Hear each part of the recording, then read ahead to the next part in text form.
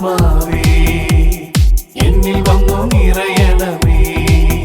പരിശുദ്ധാത്മാവേ കൃപ ചൊരിയണമേ. പരിശുദ്ധാത്മാവേ ശക്തി പകരണമേ. പരിശുദ്ധാത്മാവേ കൃപ ചൊരിയണമേ. പരിശുദ്ധാത്മാവേ ശക്തി പകരണമേ. സ്നേഹമായി കാരുണ്യമായി നമ്മുടെ കൂടെ വസിക്കുന്ന പരിശുദ്ധ പരമ ദിവ്യകാരുണ്യ നാഥനായ ഈശോയ്ക്ക് എന്നേരവും ആരാധനയും സ്തുതിയും പുകഴ്ചയും ഉണ്ടായിരിക്കട്ടെ. നമ്മുടെ മധ്യത്തിലേക്ക് സ്നേഹമായി കടന്നു വന്ന ദിവ്യകാരുണ്യനാഥനെ നമുക്ക് ആരാധിക്കാം. ഈ 1 മണിക്കൂർ സമയം കർത്താവിൻ്റെ കരുണയെ ധ്യാനിച്ചുകൊണ്ട് ലോകമെമ്പാടുമുള്ള സകലരെയും കർത്താവിൻ്റെ കരുണയിൽ സമർപ്പിച്ച് പ്രാർത്ഥിക്കാം. ഈശോ വാഗ്ദാനം ചെയ്ത ആ വലിയ കൃപകൾ, കരുണയുടെ വലിയ അനുഭവം നമ്മുടെ ജീവിതങ്ങളിൽ നിറയുവാനായിട്ട് നമ്മുടെ പ്രാർത്ഥന സഹായം ആവശ്യപ്പെട്ടവർ, പ്രാർത്ഥന ഏറ്റവും കൂടുതൽ ആവശ്യമുള്ളവർ, മരണം മൂലം നമ്മുടെ കുടുംബങ്ങളിൽ നിന്നും പരിചയങ്ങളിൽ നിന്നൊക്കെ വേർപിരിഞ്ഞു പോയ എല്ലാവരെയും കർത്താവിൻ്റെ കരുണയിലേക്ക് നമുക്ക് സമർപ്പിക്കാം. ദിവ്യകാരുണ്യനാഥൻ നമ്മളെ അനുഗ്രഹിച്ച് നമ്മുടെ മേൽ കരുണ ചൊരിയുന്ന നിമിഷം കർത്താവ് വാഗ്ദാനം ചെയ്ത എല്ലാ അനുഗ്രഹങ്ങളും നമ്മുടെ ജീവിതങ്ങളിൽ നിറയുവാനായിട്ട് ആഗ്രഹിച്ചുകൊണ്ട് നമുക്ക് പ്രാർത്ഥിക്കാം. ഈശോയുടെ തിരുഹൃദയത്തിൽ നിന്ന് ഞങ്ങൾക്ക് കാരുണ്യ സ്രോതസ്സായി ഒഴുകിയിറങ്ങിയ തിരുരക്തമേ, തിരുജലമേ, ഞങ്ങളങ്ങിൽ ശരണപ്പെടുന്നു. ഈശോയുടെ തിരുഹൃദയത്തിൽ നിന്ന് ഞങ്ങൾക്ക് കാരുണ്യ സ്രോതസ്സായി ഒഴുകിയിറങ്ങിയ തിരുരക്തമേ, തിരുജലമേ, ഞങ്ങളങ്ങിൽ ശരണപ്പെടുന്നു. ഈശോയുടെ തിരുഹൃദയത്തിൽ നിന്ന് ഞങ്ങൾക്ക് കാരുണ്യ സ്രോതസ്സായി ഒഴുകിയിറങ്ങിയ തിരുരക്തമേ, തിരുജലമേ, ഞങ്ങളങ്ങിൽ ശരണപ്പെടുന്നു. ഈശോയിൽ പ്രിയപ്പെട്ടവരെ, ദിവ്യകാരുണ്യനാഥനോടൊപ്പം കർത്താവിൻ്റെ ആ ഒരു വലിയ സ്നേഹവും കരുണയുമൊക്കെ ധ്യാനിച്ചുകൊണ്ട് ഈശോയെ നിൻ്റെ കരുണയിലാണ് ഞങ്ങളുടെ ആശ്രയം മുഴുവനും എന്ന് ഏറ്റുപറയുന്ന സമയമാണ്. വിശുദ്ധ ഫൗസ്റ്റിനായി ഈശോ വെളിപ്പെടുത്തി കൊടുത്ത ദൈവകരുണയുടെ ആ ഒരു വലിയ രഹസ്യങ്ങൾ അതിൽ വളരെ വ്യക്തമായിട്ട് പറയുന്നൊരു കാര്യമാണ്. ഈ ഒരു 3 മണി സമയം കർത്താവിൻ്റെ പീഡാനുഭവത്തെയും മരണത്തെയും ഒക്കെ ഈശോ സഹിച്ച വേദനകളെയൊക്കെ ഏറ്റവും ഭക്തിയോടെ ധ്യാനിക്കുന്നവർക്ക് ഒരു വലിയ വാഗ്ദാനങ്ങളാണ് കർത്താവ് വാഗ്ദാനം ചെയ്തിരിക്കുന്നത്. ഒരിക്കലും ഒരു ക്ലേശകാലത്ത് പോലും എന്നെ ഒരിക്കലും ഉപേക്ഷിക്കത്തില്ല എന്ന് പറഞ്ഞുകൊണ്ട് കർത്താവ് കരുണയുടെ ഒരു വലിയ വാഗ്ദാനം വിശുദ്ധ ഫൗസ്റ്റിനായി കൊടുക്കുന്നുണ്ട്. പ്രിയപ്പെട്ടവരെ, ആ വാഗ്ദാനത്തിൽ ഉറച്ചു നിന്നുകൊണ്ട് നമ്മൾ ഇന്ന് വചനഭാഗം ധ്യാനിക്കുമ്പോൾ നമ്മുടെയൊക്കെ ജീവിതങ്ങളെ നമ്മൾ പരിശോധിക്കുമ്പോൾ ചില ജീവിത അനുഭവങ്ങൾ നമ്മളുടെ മുമ്പിലേക്ക്, നമ്മുടെ ജീവിതങ്ങളിലേക്ക് കടന്നു വരുമ്പോൾ അത് നമ്മളോട് പറയുന്നൊരു കാര്യമുണ്ട്. എന്ത് ചെയ്തിട്ടാണ് എൻ്റെ ജീവിതത്തിലേക്ക് ഇങ്ങനെയുള്ള സഹനങ്ങൾ കടന്നു വരിക? ഇതിന് മാത്രം എന്ത് പാപം ചെയ്തിട്ടാണ് ചില സഹനങ്ങൾ എൻ്റെ ജീവിതത്തിലേക്ക് കടന്നു വരിക?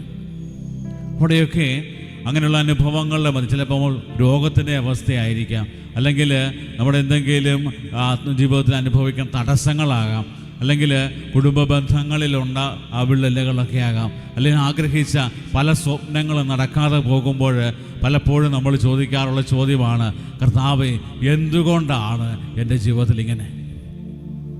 എന്നെക്കുറിച്ച് നിനക്ക് വലിയ പദ്ധതിയുണ്ട്.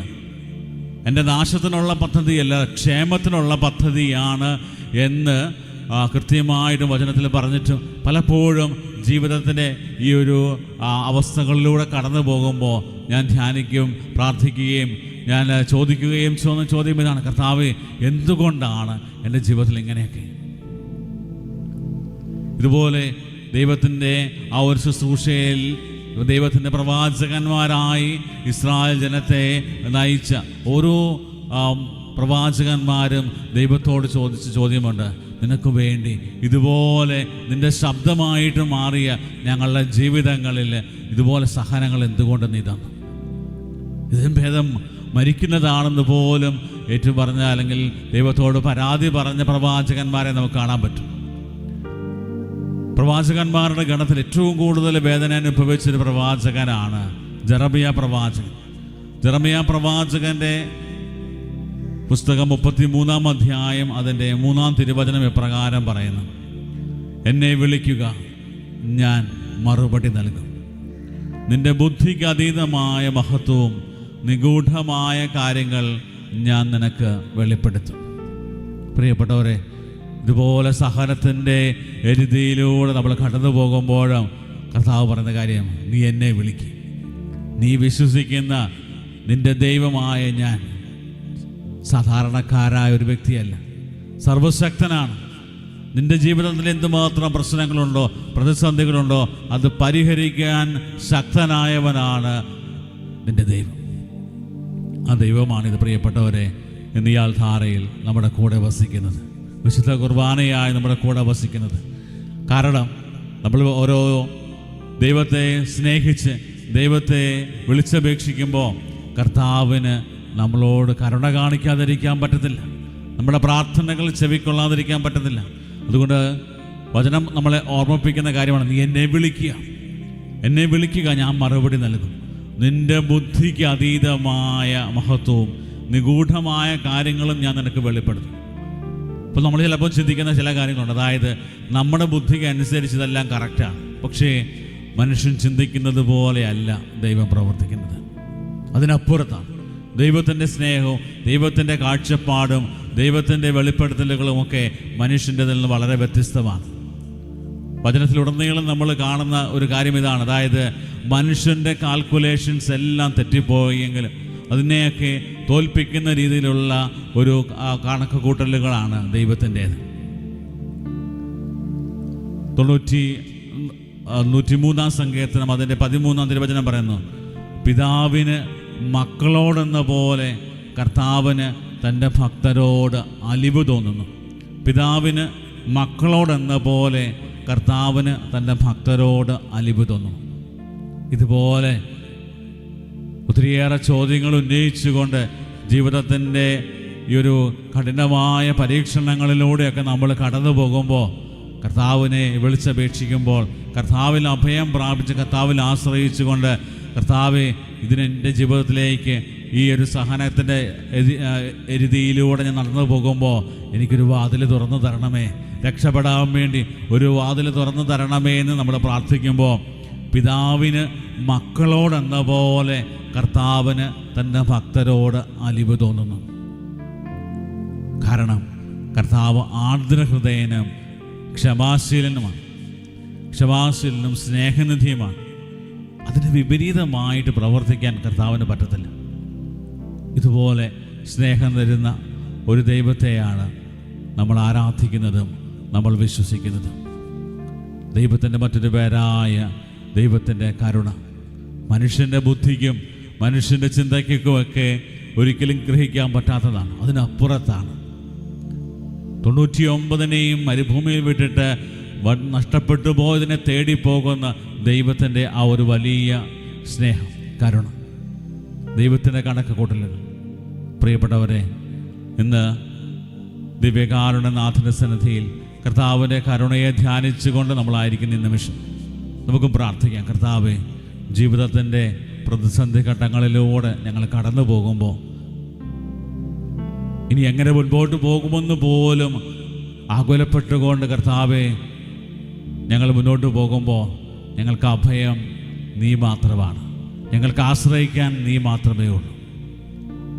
ഞങ്ങളുടെ കുറവുകളും ഞങ്ങളുടെ വേദനകളും എല്ലാം പരിഹരിച്ച് ആശ്വസിപ്പിക്കുവാൻ കർത്താവേ നിനക്ക് മാത്രമേ സാധിക്കത്തുള്ളൂ.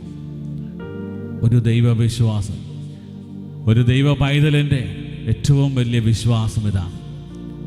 അവൻ വിശ്വസിക്കുന്നത്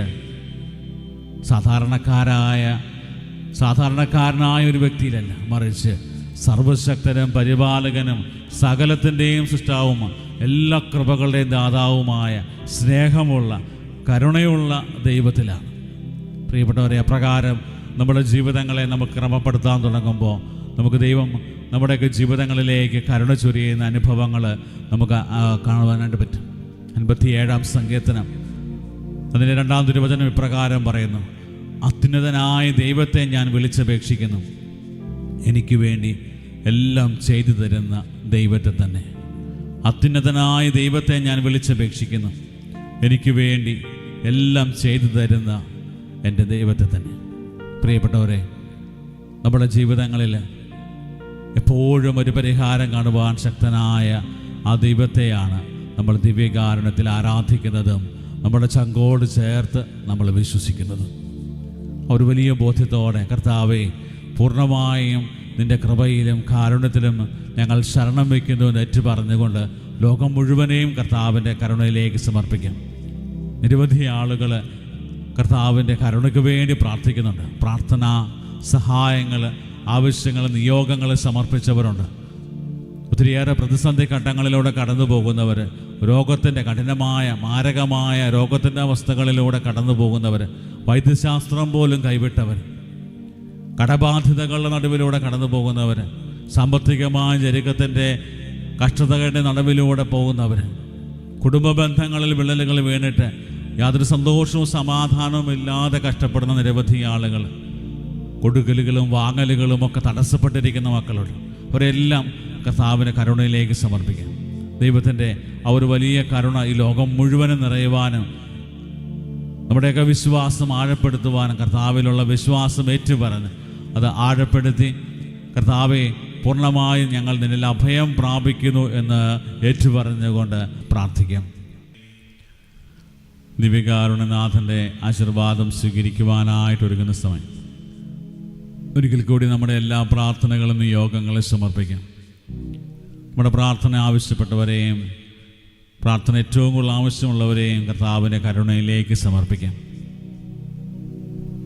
നമ്മുടെ കുടുംബത്തിൻ്റെ ഓരോ ആവശ്യങ്ങൾ, നമ്മൾ നേരിട്ട് കൊണ്ടിരിക്കുന്ന പ്രയാസങ്ങൾ, പ്രതിസന്ധികൾ, ഈശോയെ അതിനെയൊക്കെ അതിജീവിക്കുവാനായിട്ടുള്ള വലിയ കൃപയും ശക്തിയും തരണമേ എന്ന് പ്രാർത്ഥിക്കുന്നു. സങ്കടങ്ങളും പ്രതിബന്ധങ്ങളും ഒക്കെ ഞങ്ങളുടെ ജീവിതങ്ങളിലേക്ക് കടന്നു വരുമ്പോൾ ഇതിനെയൊക്കെ പരിഹരിക്കാൻ കഴിവുള്ള സർവശക്തനായ ദൈവം എൻ്റെ കൂടെയുണ്ട് എന്നുള്ള വലിയ ബോധ്യം ഞങ്ങളിൽ നിറയ്ക്കണമേ. ഈശോയെ, നമ്മുടെ എല്ലാ ആവശ്യങ്ങളും നിയോഗങ്ങളും കർത്താവിൻ്റെ കരങ്ങളിലേക്ക് കൊടുത്ത് കർത്താവെ, ഞങ്ങൾ അങ്ങിൽ ശരണപ്പെടുന്നു എന്നുള്ള പ്രാർത്ഥനയോടെ തലകുനിച്ച് താഴ്സ്വരത്തിൽ ദൈവത്തെ സ്തുതിച്ചുകൊണ്ട് കർത്താവിൻ്റെ ആശീർവാദം നമുക്കിപ്പോൾ സ്വീകരിക്കാം.